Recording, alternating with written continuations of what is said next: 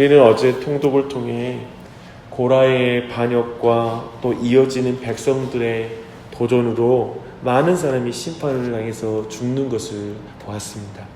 당연히 진영 안에는 많은 시체들이 있었을 것입니다. 그리고 그 시체를 진영 밖으로 옮겨야 했겠죠. 그런 사건을 배경으로 보면 19장의 내용은 매우 자연스러운 내용입니다. 시체에 부정하게 된 자들이 어떻게 정결하게 될 것인가, 그 내용을 다루고 있습니다. 우리는 시체에 접촉하게 되면 부정하게 된다는 말을 오늘날 우리는 좀 이해하기 힘든 내용입니다. 성경의 설명을 들어보겠습니다. 성경은 죄의 삭슬 사망이라고 말합니다. 그렇다면 시체는 그 결과물이 되겠죠. 반대로 하나님의 말씀, 그것은 곧 생명이요 그 말씀에 순종하는 것이 거룩한 삶이다 라고 또한 성경은 대조해서 말하고 있습니다.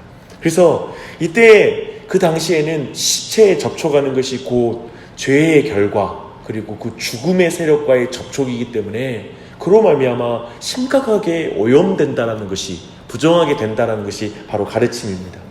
지금 고라의 반역 이후에도 계속해서 사람들은 앞으로도 죽음에 노출하게 될 것이고, 또 이제 정복전쟁을 치르게 되면 당연히 시체를 만지게 되는 일이 얼마나 많이 있겠습니까? 그래서 이 주제는 너무나 중요한 주제가 됩니다. 이제 19장은 두 부분을 설명하고 있습니다. 시체에 노출된 자를 정결하는 그 제가 있는데, 그 제를 만드는 방법과 또 그 제를 어떻게 사용할 것인가에 대한 부분이 바로 그 내용입니다. 우선 제는 반드시 온전하고 흠이 없고 아직 멍에를 매지 아니한 붉은 암송아지를 사용해야 된다라고 말하고 있습니다. 멍에를 매지 않았다, 그리고 암송아지라는 그 표현은 왕성한 생명력을 상징하는 것입니다. 거기에 붉은 암송아지라고 표현하잖아요. 그 모든 표현은 결국 죄를 대속하는 데 중요한 피를 상징해주고 있다라고 우리는 이해하면 됩니다. 우리는 여기에서 자연스럽게 십자가에 달려 죄인을 위해서 피를 흘리신, 그리고 사흘 만에 부활하사 죽음과 모든 무덤을 깨뜨리신, 이기신 예수 그리스도를 생각하게 됩니다. 근데 오늘 이 말씀을 좀 더 구체적으로 살피면 우리가 이것이 얼마나 복음의 내용을 가리키고 있는지 더 잘 알 수가 있어요. 지금 붉은 암송아지를 제로 만든 과정에서 이것은 희생제사가 아니라는 걸 주목할 필요가 있어요. 왜냐하면 이것은 회막 안에서 있는 일이 아니라 진 밖에서 제사장 앞에서 잡았고, 황소가 아니라 암소를 잡아요. 그러는 게 기존에 있는 제사와 다른 차이점입니다. 그러니까 이것이 진 밖에서 죽음을 당했다라는 것은 우리 모두에게 영문 밖에서 죽음을 당하신, 이스라엘의 예루살렘 성이라는 곳 밖에서 죽음을 당하신 예수 그리스도의 모습을 분명하게 가리키는 것을 우리는 보게 됩니다. 참으로 놀랍지 않습니까? 레위기, 모세오경이 이렇게 예수 그리스도를 분명하게 가리키고 있는 것을 보게 됩니다. 그런데요, 정결하게 되는 절차도 우리가 주목할 필요가 있어요. 정결한 자는 셋째 날과 일곱째 날에 그 감염된 사람이나 장막에 잿물을 뿌려야 돼요. 일곱째 날에도 정결한 자도 자기의 옷을 빨고 또 물로 자기의 몸을 씻어야 합니다. 이 모든 것이 상징하는 것은 무엇일까요? 깨끗게 하는 물은 거듭남이라는 성령의 사역을 상징합니다. 그렇다면 전적으로 이 거듭남의 은혜와 깨끗하게 됨은 바로 희생의 제물을 근거해야 된다는 걸 말하고 있는 거예요. 붉은 암송아지의 희생, 그리고 그리스도의 죽음 없이는 중생의 씻음이 없다는 거예요. 우리가 깨끗하게 됨이 없다는 거예요. 우리의 삶에서 죄에 노출되고 나서 다시 정결하게 되는 것도 오직 그리스도의 피로 가능하다는 걸 분명히 말해주는 것입니다. 이 깨끗게 하는 물은 임시적이지만 분명히 속죄의 필요성과 정결의 필요성을 우리에게 분명하게 말해주고 있습니다. 그리고 우리는 이것을 분명하게 순종함으로만 우리는 정결하게 된다는 걸 알 수 있어요. 하나님이 정하신 대로 따라갈 때 정결하게 되는 거죠. 오늘날에 하나님은 그리스도의 죽으심과 피로써 우리 모두에게 하나님께 나아갈 길을 열어주셨고요, 정결하게 될 길을 다 열어주셨어요. 근데 오늘날 이것을 의지하지 않으면 어떻게 우리가 정결하게 되겠습니까? 깨끗하게 되겠습니까? 그래서 매일마다 우리가 죄를 범할 때마다 참으로 오직 예수 그리스도의 피로 말미암아 우리가 정결케 되는 그 은혜를 기억하면서 끊임없이 그분을 의지해야 되는 줄 믿습니다. 그 은혜가 이 한날도 넘쳐나기 바랍니다. 이제 20장의 내용으로 이어집니다. 시작은 이렇게 시작이 돼요. 첫째 날 딸 이스라엘 자손 곧 온 회중이 신 광야에 이르러 백성이 가데스에 머물더니 미리암이 죽음에 거기에 장사되니라. 어느덧 광야에서 40년이 지난 것입니다. 가데스에서 반역이 있은 후 38년 후에 이스라엘 백성은 지금 다시 가데스에 돌아왔어요. 이때 미리암이 죽었다라는 말은 뭐냐면 출애굽한 1세대들이 거의 다 죽어 사라진 거예요. 미리암에 얽힌 이야기 우리도 많이 있지만 아시다시피 한 번은 모세의 권위에 도전한 적이 있잖아요. 그리고 지금 이 가데스는 12정탐꾼을 보냈다가 그 이후에 그 보고를 듣고 하나님께 반역한 장소예요. 그런데 38년이 지난 지금 이스라엘 백성이 여전히 물이 없다는 이유로 모세와 아론을 공격하고 있어요. 도대체 38년의 시간으로도 사람의 죄성은 안 고쳐지는 것 같습니다. 수많은 경험을 했잖아요. 근데 수많은 경험으로도 사람이 안 고쳐지나 봐요.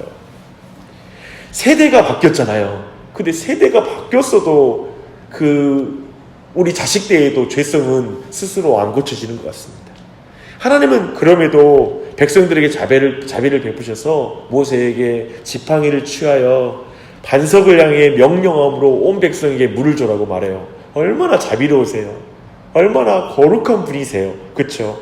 그런데 온유했던 모세가 분노해요. 변하지 않은 이 40년이 지나도 변하지 않는 그 백성을 볼 때 모세가 어땠겠어요? 어쩌면 40년 동안 꼭 참아왔던 모세가 폭발하는 장면이 나와요. 그래서 배역한 너희여 라고 이렇게 외칩니다. 그리고 우리가 너희를 위하여 반석에서 물을 내랴 라는 말을 해요. 지금 느껴져요. 모세 안에 있는 분노. 변하지 않는 사람들을 향한 화나는 마음이 느껴지는 것 같아요. 모세는 이 말을 할 권리가 없어요. 그리고 하나님의 말씀을 어기고 그가 지팡이로 반석을 쳐서 물을 내는 모습이 나타납니다. 결국 이 일로 모세와 아론은 가나안 땅에 들어가지 못해요. 왜요? 지도자는 하나님의 성품을 드러내야 되는데 자신의 성질을 드러냈기 때문에 그렇습니다.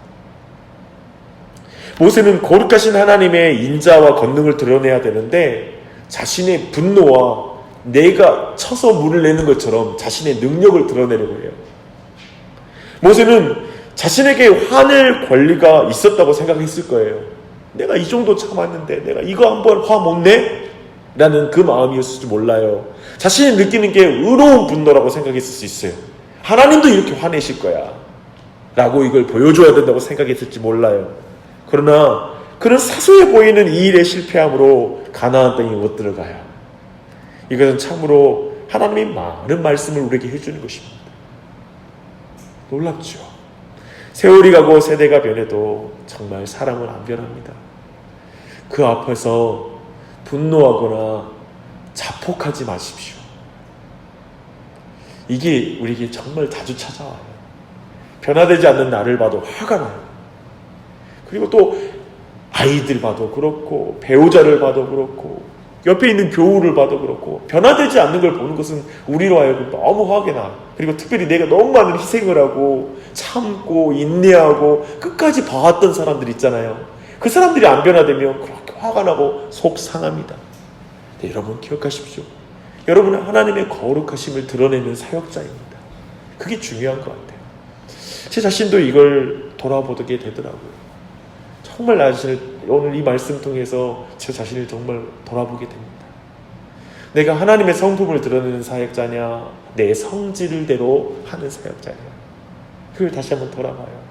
그리고 내게 의로운 분노를 하는 게 내가 당연한 것처럼 생각하느냐 아니냐, 나는 하나님의 거룩하심과 그분의 능력을 드러내는 사역자냐, 아니면 그냥 내 자신을, 내 이미지, 아니면 내 자신의 어떠한 진실함을 드러내려고 하는 그런 사역자냐라는 것을 돌아보게 됩니다.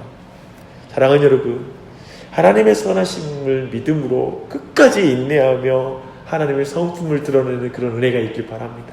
이 한날도 그런 은혜가 있길 바라요.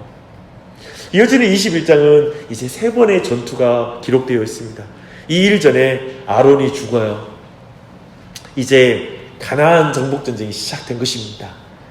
첫 번째 전투는 호르마에서 시작돼요. 이것은 과거에도 이스라엘 백성을 12정탐권을 보고 듣고 불신앙을 하고 나서 하나님이 40년 광야 생활 선포하자 갑자기 이스라엘 백성이 올라가겠다고 올라가요. 그러다가 산지에 있는 가나안 족속들에게 쫓겨 많이 죽임을 당하게 돼요. 그때 뭐라고 하냐면 이곳을 호르마라 하였다라고 말해요.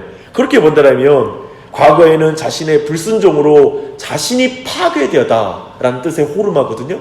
자신이 파괴되었던 그 호르마 땅에서 이제 하나님의 말씀에 순종함으로 하나님의 능력으로 승리하는 호르마로 역전되는 거예요. 대적의 호르마가 돼요. 나의 호르마가 아니라. 그래서 우리에게도 그 은혜가 있어야 되죠. 과거의 실패의 자리, 내가 넘어진 자리, 그래서 내가 상처받았던 그 자리가 이제 역전돼야 돼요. 가정에서, 직장에서, 모든 영역에서 그 호르마가 있어요. 늘 내가 실패한 자리, 그 자리가 역전되는 은혜가 있길 바랍니다.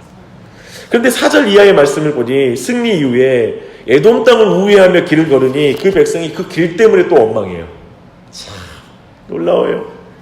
하나님과 모세를 향해 원망했다고 말합니다. 그들은 만나를 이 박한 식물이라고 말을 해요. 40년 동안 하나님이 주신 생명의 양식인데 이제 그것 가지고 불평하는 거예요. 하나님이 그들에게 주신 것이 형편없다고 말하는 거예요. 이거 형편없는 라고 말을 해요. 정말 모욕적인 말이죠. 그쵸? 하나님 얼마나 모욕하는 말이에요.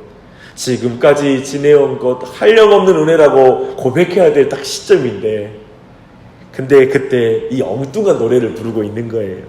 이것은 참으로 첫사람을 뱀이 공격해서 먹는 것으로 불만을 갖게 해가지고 그로 하여금 범죄하겠다는 장면을 우리에게 연상하게 만들어요.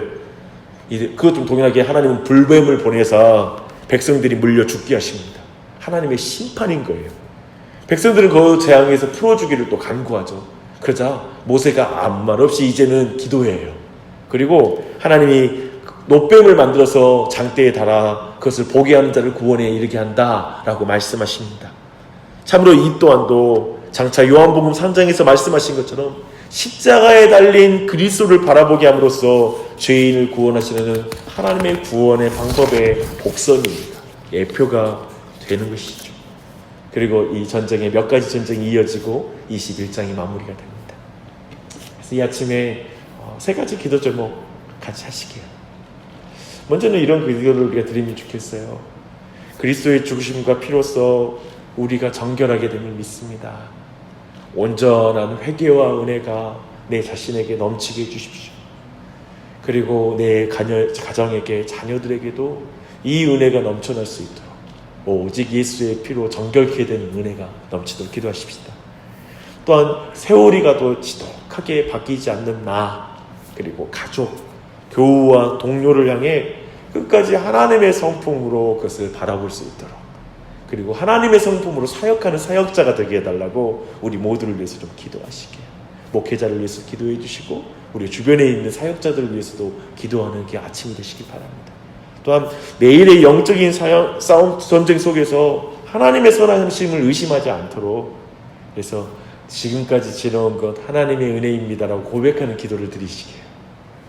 오직 하나님 의지에서 매일 주어진 싸움을 싸울 수 있게 해달라고, 그렇게 승리하는 이 한날이 되도록 기도하는 이 아침이 되시기 바랍니다.